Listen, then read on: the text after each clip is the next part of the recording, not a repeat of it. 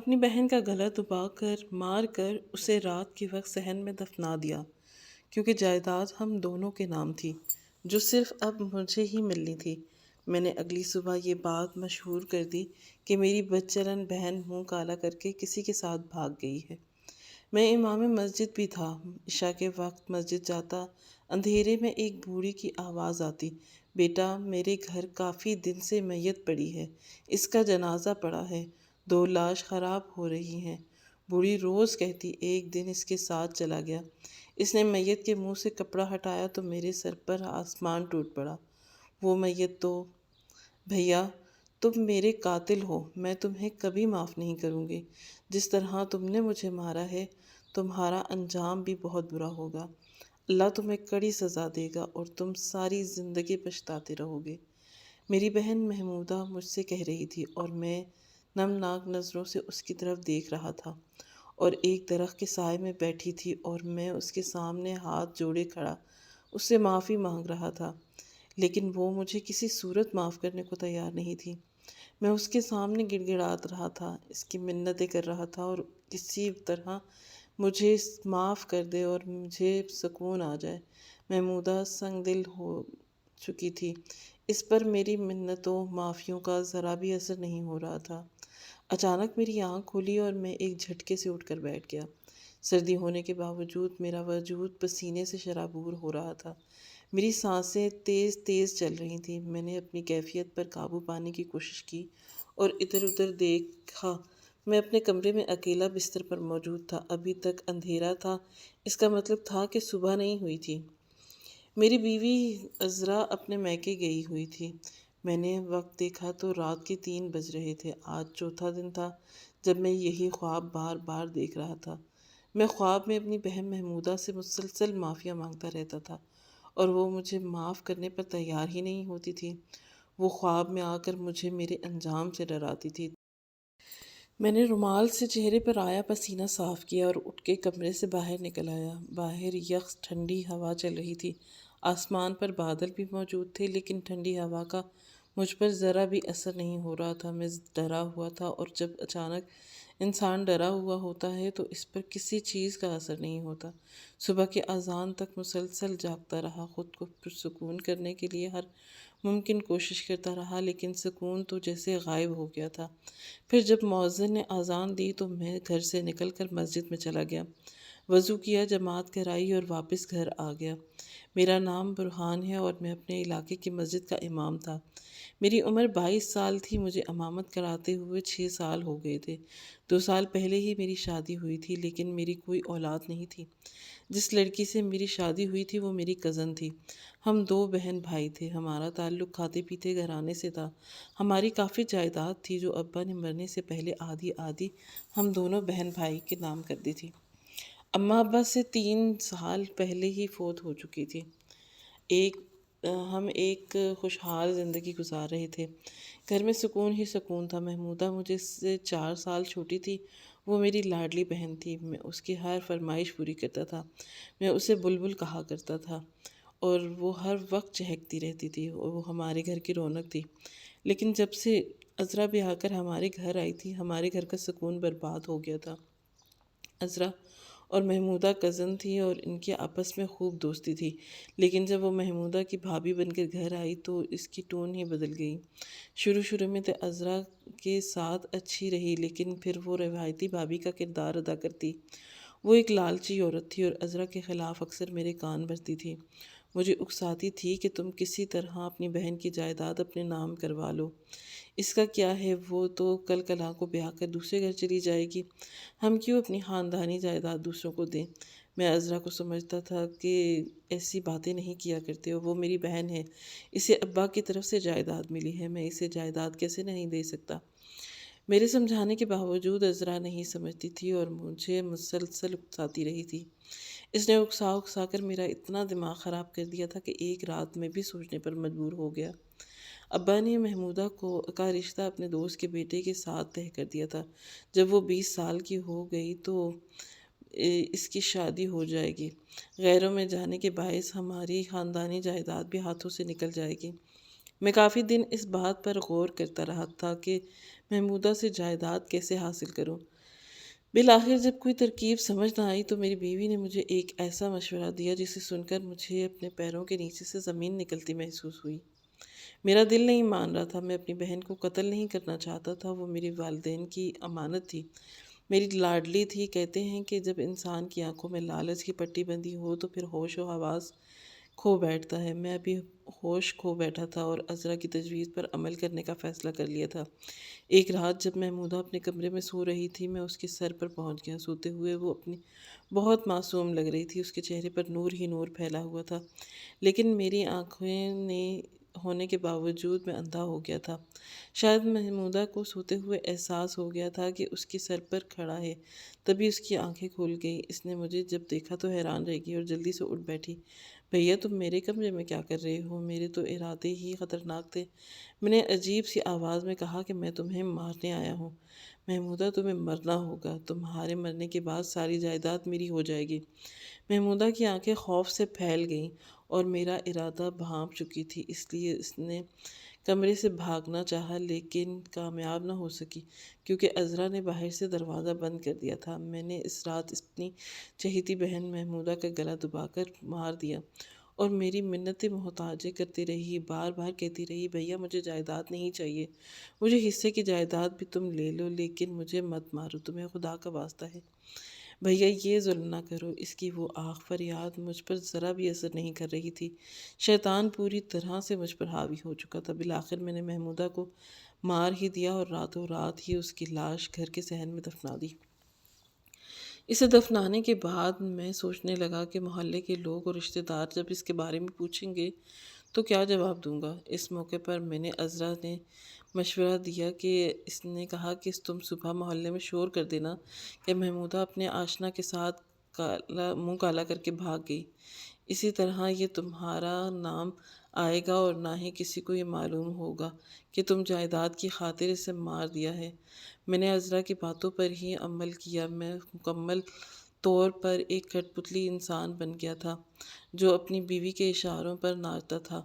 صبح میں نماز پڑھا کے گھر آیا اور تھوڑی دیر کے بعد میں نے محلے میں شور کر دیا کہ ہائے میری بد چلن بہن اپنے آشنا کے ساتھ منہ کالا کر کے بھاگ گئی، اس نے ہماری عزت خاک میں ملا دی۔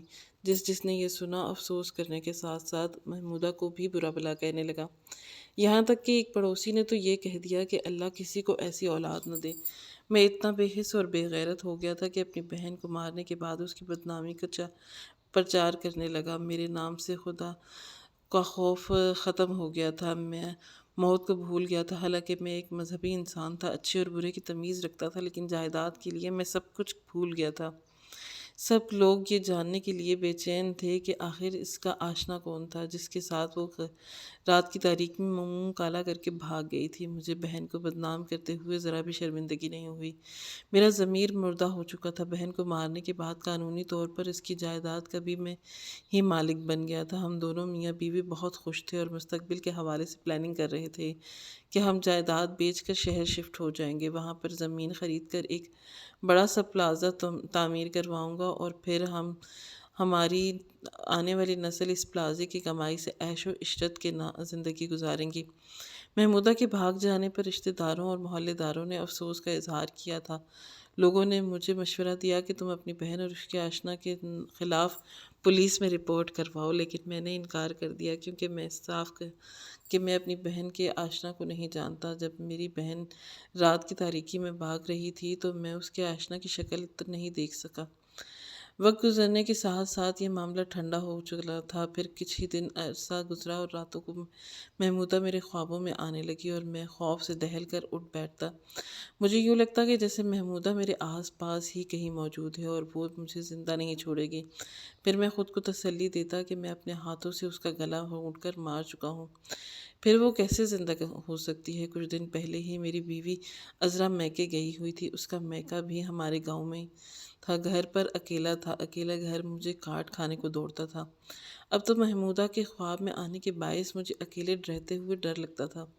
یہ حالت ایسی ہو گئی تھی کہ میں اپنے سائے سے بھی ڈرتا تھا، اس لیے میں نے اگلے دن عذرا کو گھر بلا لیا وہ یہ سمجھی تھی کہ میں اس کے بغیر نہیں رہ سکتا، اس لیے اسے بلا لیا تھا۔ میں نے اسے خواب کے بارے میں بتایا تھا۔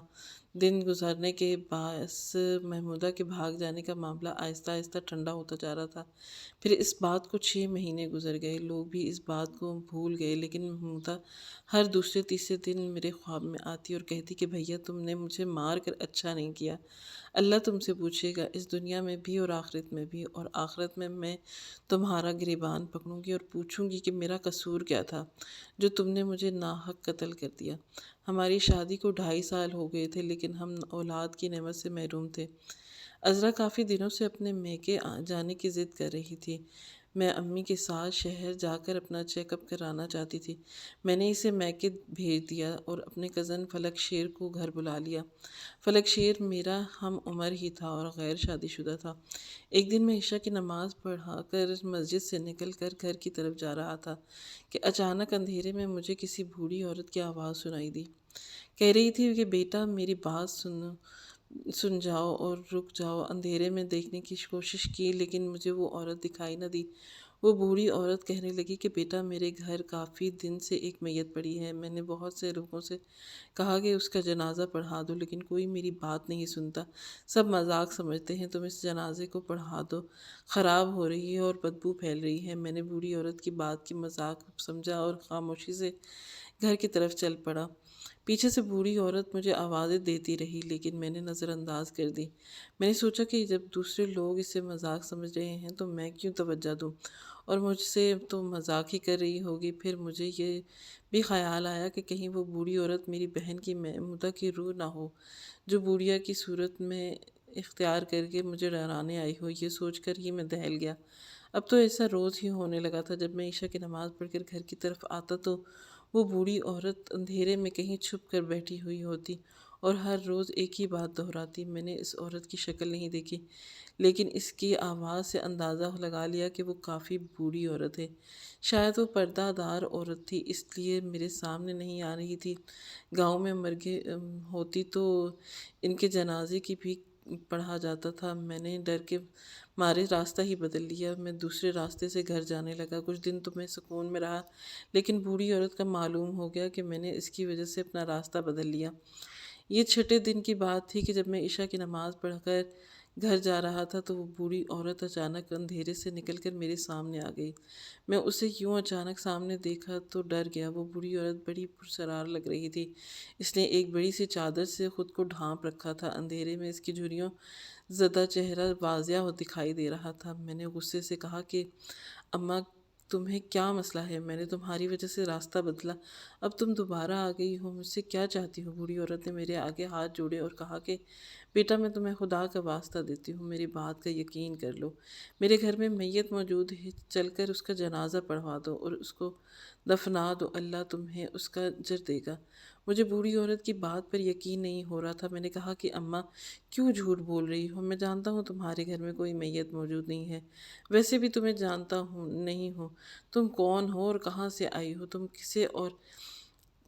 کسی اور سے کہہ کے جنازہ پڑھا دو۔ میرا خیال تھا کہ بوڑھی عورت میری بات سمجھ جائے گی اور میری جان چھوڑ دے گی، لیکن شاید وہ اس دن تہیہ کر چکی تھی کہ وہ مجھے اپنے ساتھ اپنے گھر لے کر ہی جائے گی۔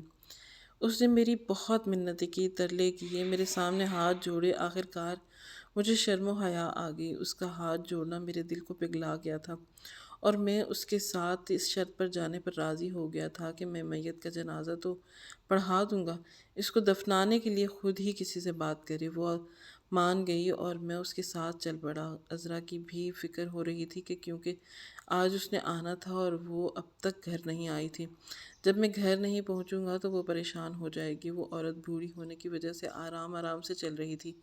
میں نے راستے میں پوچھا کہ اماں کیا اس میت کا کوئی والی وارث نہیں؟ کیا تمہارا بھی کوئی رشتہ دار نہیں ہے اس میت کا جنازہ پڑھا کر اسے دفنا سکے؟ بوڑھی عورت کہنے لگی کہ نہیں بیٹا، میں اس دنیا میں اکیلی ہوں، شوہر کچھ عرصے پہلے ہی مجھے اس دنیا میں اکیلا چھوڑ کر چلا گیا، اپنے مالک کے پاس چلا گیا۔ بوڑھی عورت نے یہ نہ پوچھا کہ وہ میت کس کی ہے اور لوگوں نے اس کی بات پر اعتبار کیوں نہیں کیا، لیکن تجسس ضرور تھا اور آخر کار میں پوچھے بنا نہ رہ سکا۔ بوڑھی عورت نے بتایا کہ تم جنازہ تو پڑھ لو بیٹا، پھر میں بتاؤں گی کہ وہ کس کی میت ہے۔ 1 گھنٹے کے سفر کے بعد میں اس بوڑھی عورت کے ساتھ ایک گھر میں پہنچ گیا۔ اس کا کافی دور تھا، اس کے آس پاس کوئی گھر نہیں تھا۔ مجھے اپنی ٹانگوں میں کپکپاہٹ محسوس ہوئی۔ میرے دل و دماغ میں خیال ابھرا کہ کہیں وہ بوڑھی عورت چڑیل تو نہیں جس نے انسانی روپ دھارا ہوا ہے۔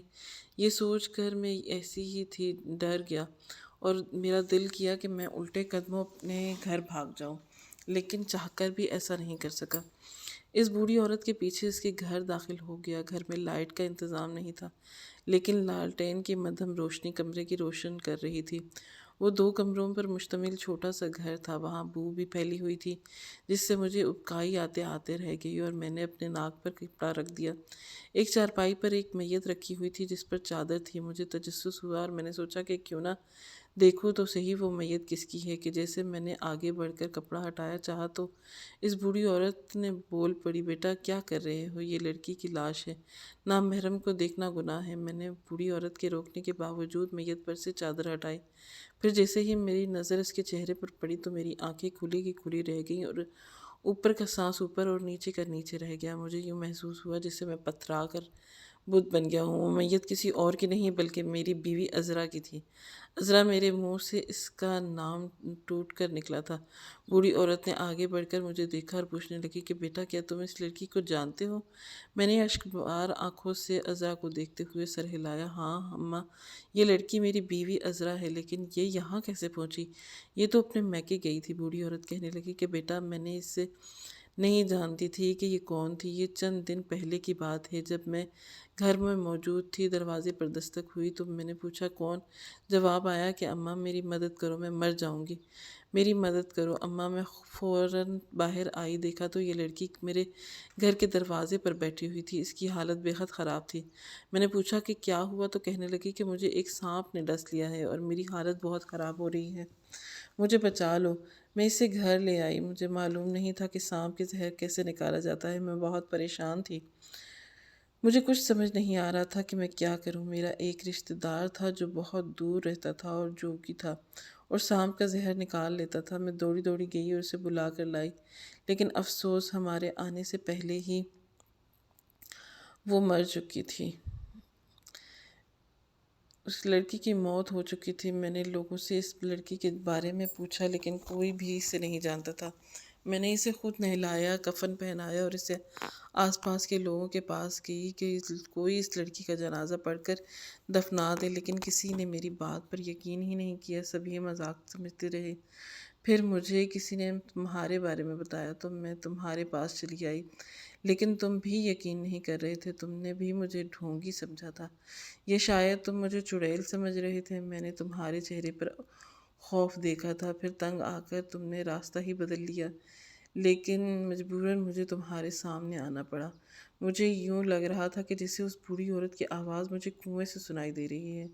میری تو دنیا ہی اجڑ گئی تھی۔ اس بات کا مجھ پر ادراک ہو چکا تھا کہ یہ دنیا مکافات عمل ہے، جو جیسا بوتا ہے ویسا ہی کاٹتا ہے۔ عذرا نے مجھے اکسا کر میرے ہاتھوں سے میری بہن کو مروا دیا۔ اس نے میری بہن کی جائیداد حاصل کرنے کے بعد میرے ساتھ مل کر کیسے کیسے خواب دیکھے تھے، لیکن افسوس کہ خوابوں کے پورا کرنے سے پہلے ہی وہ اپنے انجام کا شکار ہو چکی تھی۔ میری بہن بھی میرے ہاتھوں سسک سسک کر اور ایڑیاں رگڑ رگڑ کر مر گئی تھی۔ اس نے مجھ سے بہت التجا کی تھی کہ میں اسے نہ ماروں، لیکن مجھے اس پر رحم نہیں آیا تھا۔ یہی حالت عذرا کی بھی تھی۔ اس نے بھی ایڑیاں رگڑ رگڑ کر اور تڑپ تڑپ کر جان دے دی۔ میں عذرا کی میت پر سر رکھ کر اونچی آواز میں رونے لگا۔